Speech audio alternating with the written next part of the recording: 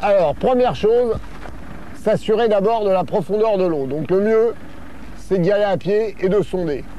Et autrement, il faut y aller tout doucement. Le filtre à air est assez haut, donc il n'y a pas de problème. Si vous avez de l'eau au niveau des phares, ça va. Mais surtout le plus doucement possible. Ne pas rentrer en force, essayez de ne pas faire une vague à ce moment-là. Vous voyez, ça passe tout seul.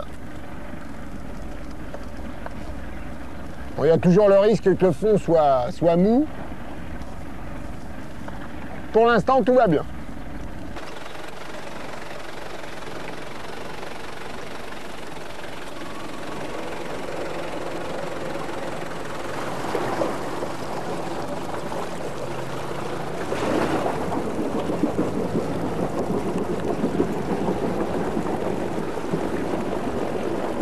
Ça va plus bien là.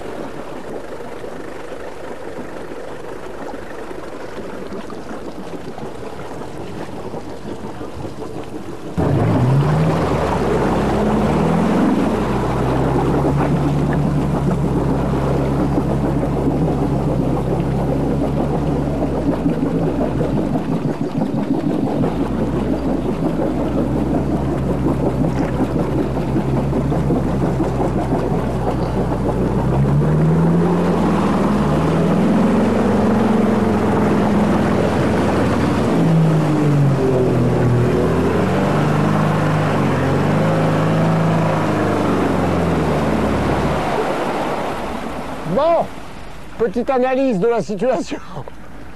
Tant que le véhicule bouge, il ne faut pas s'énerver en faisant des petits mouvements d'avant en arrière, comme ça, marche avant, marche arrière.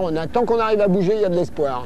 Ce qu'il ne faut pas, c'est accélérer comme un fou, faire des gerbes d'eau, ça ne sert à rien. Hein. Bon, par contre aussi, ce qu'il faut savoir faire, c'est marche arrière de temps en temps, parce que là, ça ne sert à rien d'insister. On va regarder un petit peu à pied, on n'a peut-être pas mal analysé la situation, mais il y a des moments où il faut savoir reculer. Hein. Bon, on va quand même essayer, on va essayer de trouver la sortie.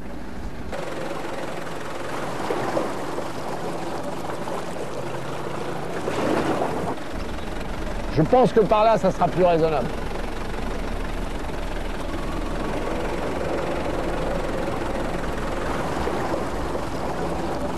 Ça va déjà mieux par là.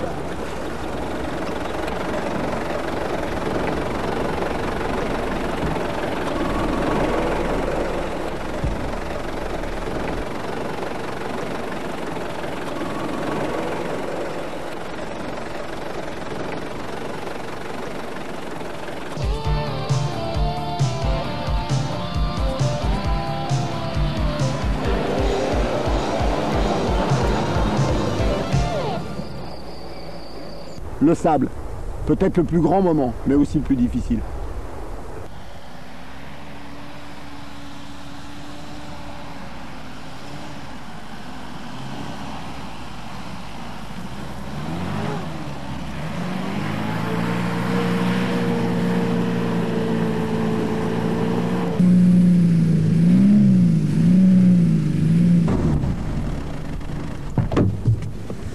Vous voyez, le sable, c'est pas toujours facile, il y a moyen de faire des grosses bêtises.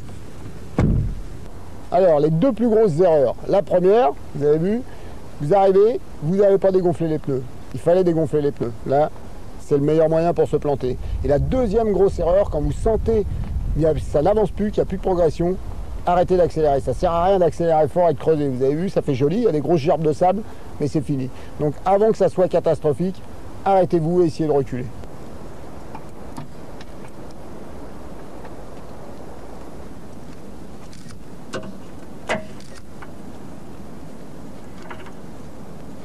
Une des solutions pour s'en sortir, c'est évidemment la plus facile quand vous avez la chance d'être avec un deuxième véhicule, la sangle. Bon, il faut l'accrocher dans un endroit bien sûr solide, il y a toujours un crochet qui est prévu à cet effet. Et sur la deuxième voiture, la même chose. Les choses importantes, faites attention qu'il n'y ait pas de nœud ou qu'elle ne soit pas vrillée. Donc vous la mettez le plus plat possible. Et le deuxième véhicule doit tendre la sangle avant de commencer à tracter. C'est-à-dire qu'il ne faut pas partir avec la sangle détendue parce qu'à ce moment-là, le choc sera tellement violent que la sangle va casser. Donc toujours tendre la sangle avant de commencer à chercher à tracter.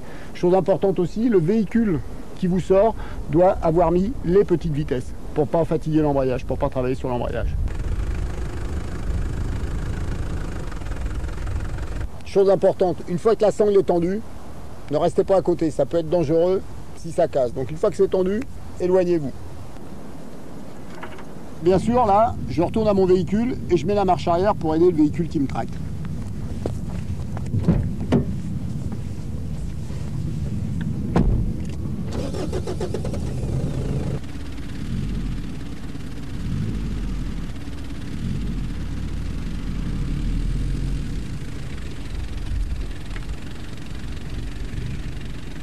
Alors, une des solutions pratiques, surtout si vous êtes seul, les plaques.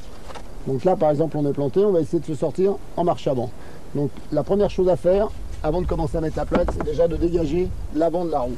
Donc là, on n'hésite pas, on creuse. Si vous n'avez pas de pelle, allez-y avec la main.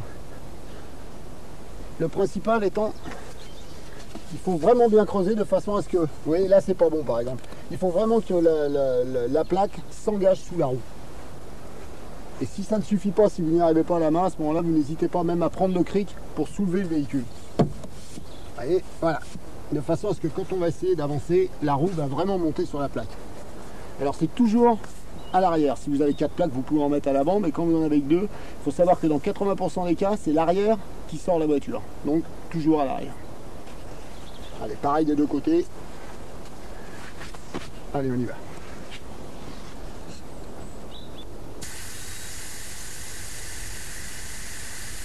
La pression moyenne d'un pneumatique sur la route, c'est aux alentours de 2 bars à froid. C'est à peu près la pression moyenne.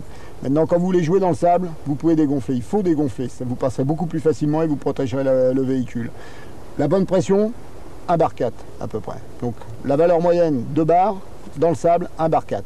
Bien sûr, quand vous avez fini de jouer dans le sable, n'oubliez jamais d'aller regonfler les pneumatiques pour reprendre la route.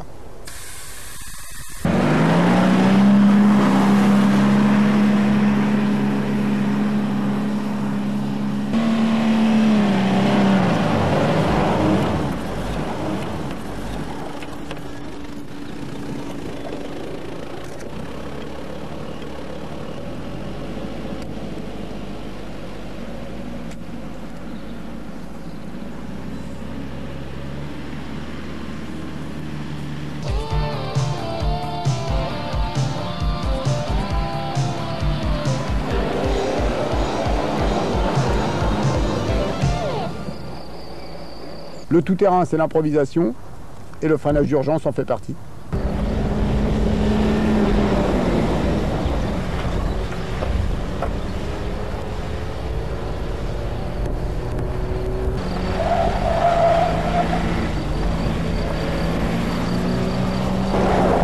Merde, j'allais tourner. Allez, bon, j'allais prendre l'autre.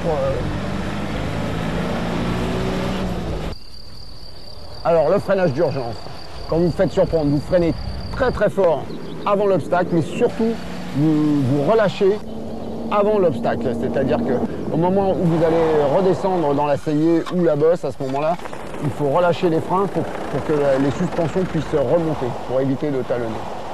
C'est la meilleure chose à faire. Freinez très fort avant l'obstacle et relâchez.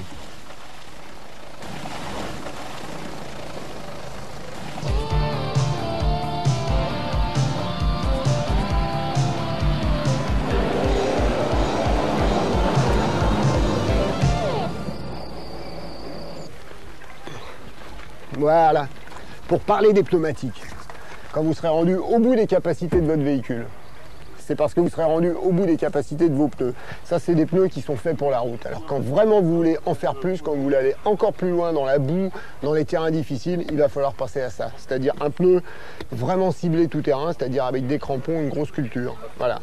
C'est sûr que là, c'est équipé route, 80% route et 20% tout terrain. Et là, c'est l'inverse, 80% tout terrain et 20% route.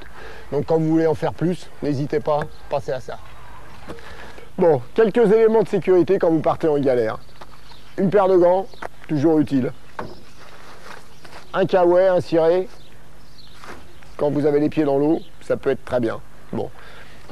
Des choses un peu plus sérieuses, un manomètre pour faire, bon, vous n'êtes pas obligé de prendre aussi gros, pour faire la pression des pneus. Ne pas hésiter à dégonfler pour aller dans le sable. On peut descendre jusqu'à 1,2 kg.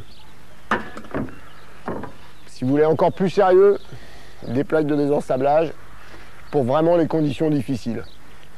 Ah, un élément très très important, une vraie sangle de remorquage avec des manilles, quelque chose de costaud, de sérieux.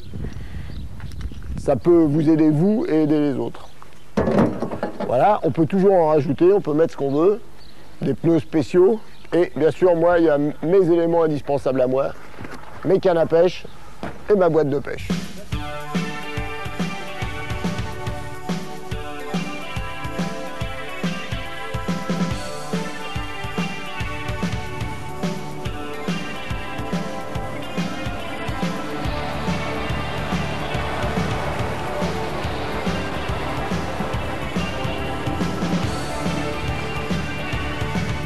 Vous voyez qu'on peut apprécier et la nature et le 4x4. Et c'est pas indissociable, bien au contraire. Et on peut faire du 4x4 tout en respectant la nature. Et c'est ça qui est fabuleux.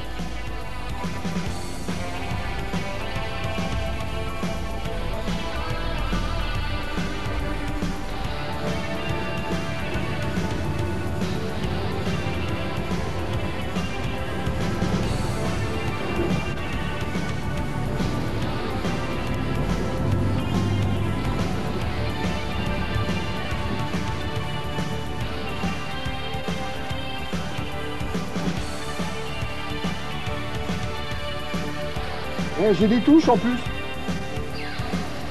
Je crois pas à ça. Je boucle comme ça.